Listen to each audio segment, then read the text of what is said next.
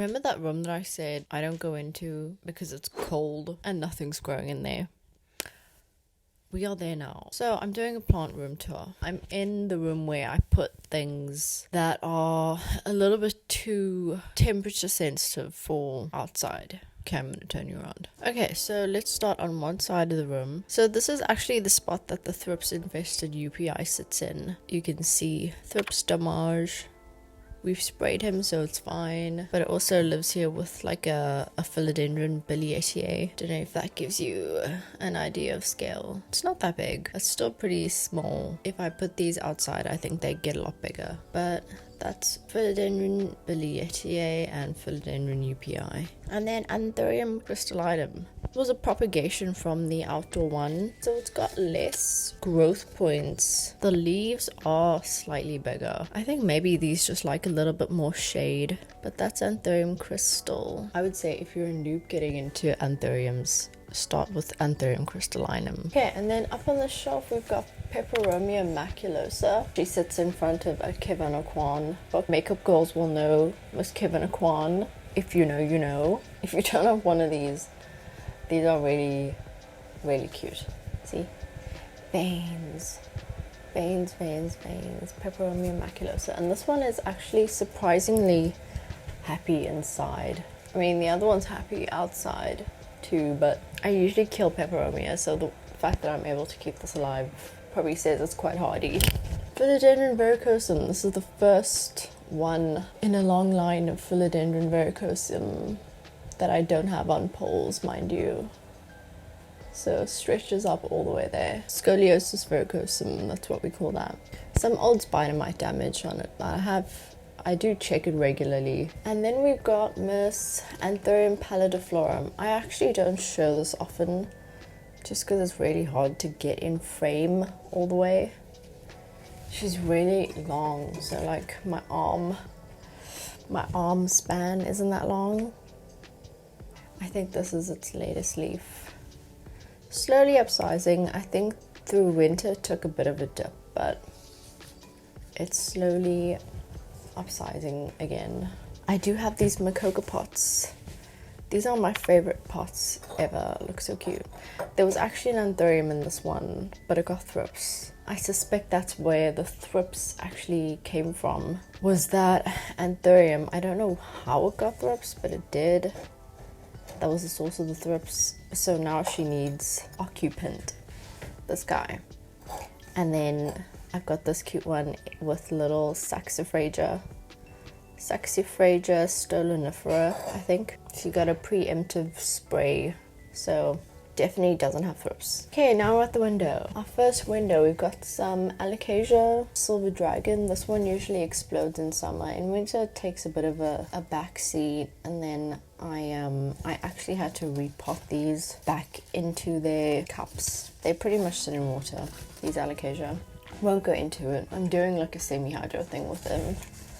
But that's silver dragon. This is Alocasia clypeolata, one of the many Alocasia clypeolatas that are sitting around. And then I think that one, oh, there's another macoca pot over here. It's our third macoca pot. I actually think this was my first ever macoca pot, and she's got a Peperomia hope in there, and she's happy. This is like her windowsill. Look, she's got earrings. This is like my favorite thing about this pot. She's got earrings. Some succulent Agasteria. I don't know what type. Hoya Comingiana. Hoya Comingiana is trailing all the way up there and then down. That's Hoya Comingiana. And then I think this is Hoya australis. So I kind of put these here to test out how they would do. Don't water these often. This is not a, it's kind of an awkward corner. So anyways, and then I've got all these props. I went crazy with the shears the other day, and now I've got all these crawler props. Most of it's mammy eye. I went crazy on the mammy eye. It wasn't looking good, so I just thought, if I cut it up, maybe I can do something better with it. That's always the idea. And then also in this one.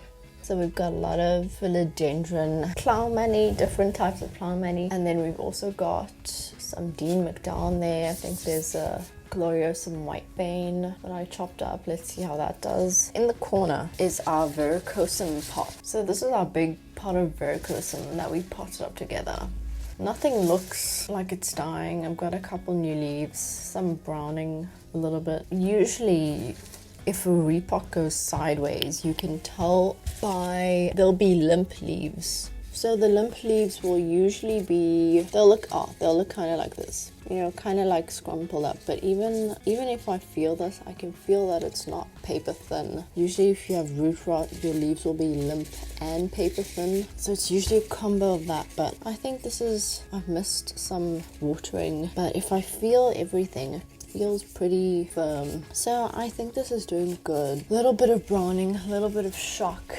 Verrucosum pot is doing decently well. I just need a big cover pot for it. Now, a cash pear. Oh, yet another Verrucosum. So this one, I would call this Verrucosum like the main one, just because it is the, well, is it the biggest? I think so. There's kind of a limit to how big my leaves can get just because it's not on a pole. See, it's kind of just like, it's a scoliosis Verrucosum. If I had this on a pole, I could get some bigger leaves out of it, but for now, she's just kind of scoliosing her way through life. And then I ended up putting a little bit of twine up there just so it wouldn't fall. Otherwise, this would completely have fallen just down. Pretty sure this is Verrucosum, what was it called? Incensi. So all the Verrucosum that I have is Verrucosum Incensi. It came from like an originally imported plant, so like imported stock. So Verrucosum Incensi. Next to that we have Philodendron Melanochrysum. One of them at least. Oh no, this is another Verrucosum. What am I following?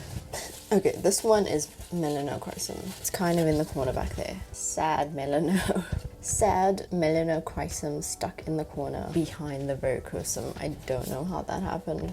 Anyways, and then next to that we have crawler prop, Plough-Manny watermelon, Plough-Manny round. If you've ever wondered what the difference between Plough-Manny watermelon and Plough-Manny round form, this is the two of them. I would say watermelon is more contrasted. The darks are darker. You can get a better idea with these two, actually. It's more, I mean, the round is more round. Granted, I call it round. I don't actually know what it's called or if it even has a name. It's either a local form of Plough-Manny, the one in the middle, or I call it round just because it's round. Some Alocasia that I'm Alocasia Aslani, propagating these. Alocasia black velvet. These are kind of like my backup Alocasias. Glorious in the corner. And then we've got like a little window box of Stramanthe. I used to have some Calathea in here, but I think they've all since died. They used to be in the middle. I don't know if any are still alive. But you can kind of see the Calatheas that are not doing well. Definitely not doing as well as the Stramanthe, but that's to be expected. Now we're at the fun part, the Anthurium. So I've got this prop box sat on top of a bed. Well, this is the Anthurium area that stopped being a normal bed quite a while ago.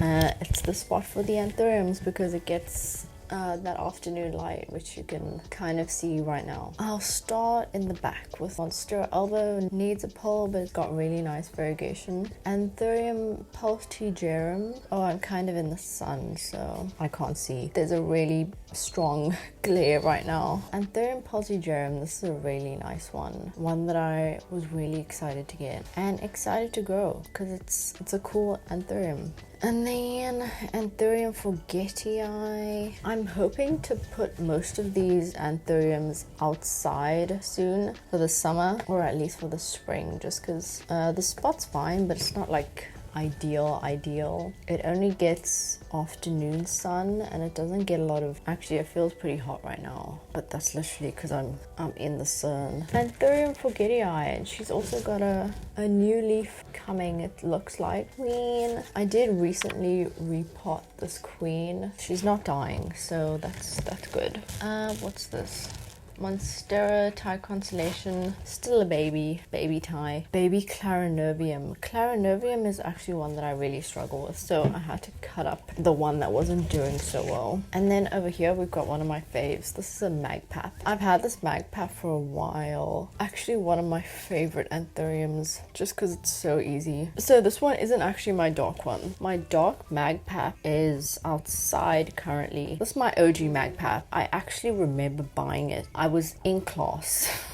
I was in class and we were taking like a break, and I went onto Saffron's garden website and I saw that she had a magpap for sale, and I was like, oh my god, it's gonna be my first anthurium ever. And then I bought it. I bought this in class, so it's got like uni memories attached to it as well. She's got a little baby. I don't think I'll separate it just because I'm happy with one pot of magpap. And then this one is Podata radiatum. This guy of her. Anthurium Podata radiatum. I mean, it already looks quite cool. I think with age, I just think it'll look even better. So Podata radiatum, I'm excited to see this one turn into a beast. So the pot's still quite small. It's not a big plant root wise, but they do get big. If you can look up mature Podata radiatum, they look quite cool.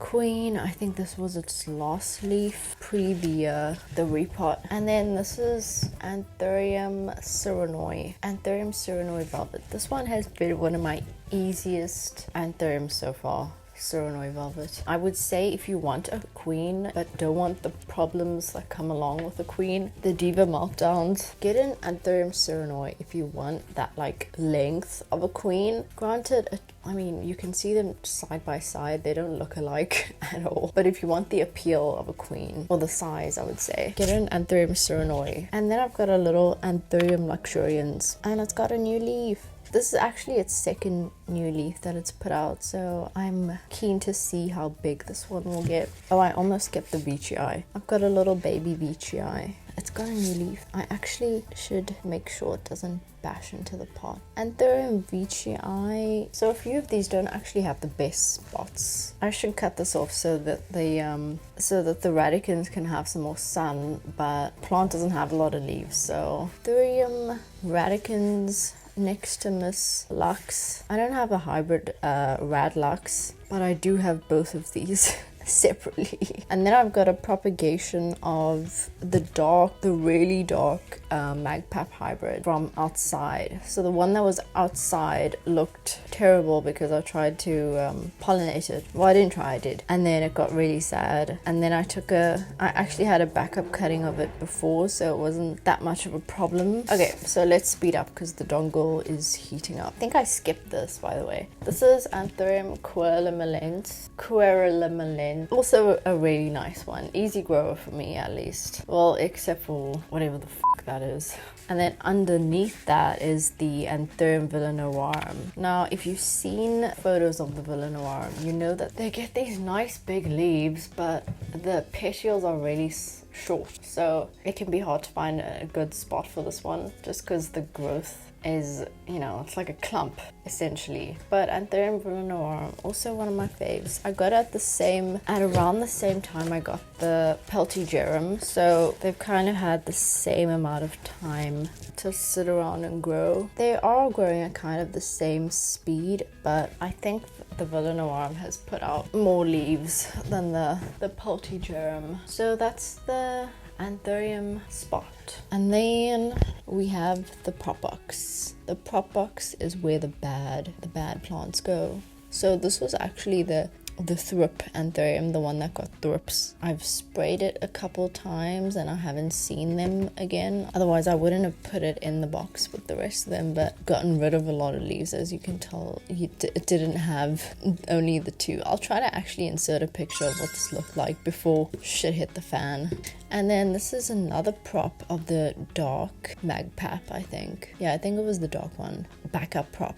And this one is kind of a sad backup though. And then some Verrucosum props. The Verrucosum is like, well, this prop is like so small, it's kind of like those plants you don't really know what to do with. So you just put them in the prop box. Then I've got these Monstera obliquas. So these were grown from a runner. I will say they've been really slow to like take off beyond this. And I'm pretty sure it's not dying. I don't see any roots, but I don't think it's dying either. So if anyone's like propped Monstera obliqua from a runner, are they naturally slow, or am I just like underfeeding these? Because it could also be that. I've got a little box of nodes. I don't remember what any of this is, so that's not ideal. Also, there's mold. Ew. Close it. So that was the plant room tour. That felt like mostly anthuriums. If you can hear Dobe crying, that's because he's crying. I'm actually trying to focus more lately on trying to style the plants in this room specifically, just because it's inside. So my focus for a long time was on growing, or at least practicality when it comes to growing. So I've put everything in like see-through pots, and they're in plastic so I can move them around easily. It's light, and then also the see-through pot so I can see root growth and stuff like that. You know, that's worked fine, but it just doesn't look very good. So in terms of presentation, I've been thinking more about trying to style them. Ceramic choices, things that I would never usually care about, like top dressing, stuff like that. So the only problem is I cannot for the life of me find the style of pottery and ceramics that I'm looking for. I've been trying to copy how the Japanese style their plants, because for me, I feel like that looks really good. Like the Japanese have a really good eye for styling plants with pottery. Like even, I mean, look at bonsai for example. Like that's got a lot to do with like choosing pottery. You know, there's just stylistic choices there. And I've been looking at a lot of Japanese plant hobbyists and how they style their plants, and that's been my inspiration. I just don't know where to find these specific styles of pottery. I'm gonna put some images up, and then if anyone knows where to get this sort of thing, please let me know. So that was the room tour. That mostly felt like anthuriums. But anyways, if you enjoyed it, like, subscribe. I post every Thursday. If you want to see more of that, subscribe. Goodbye.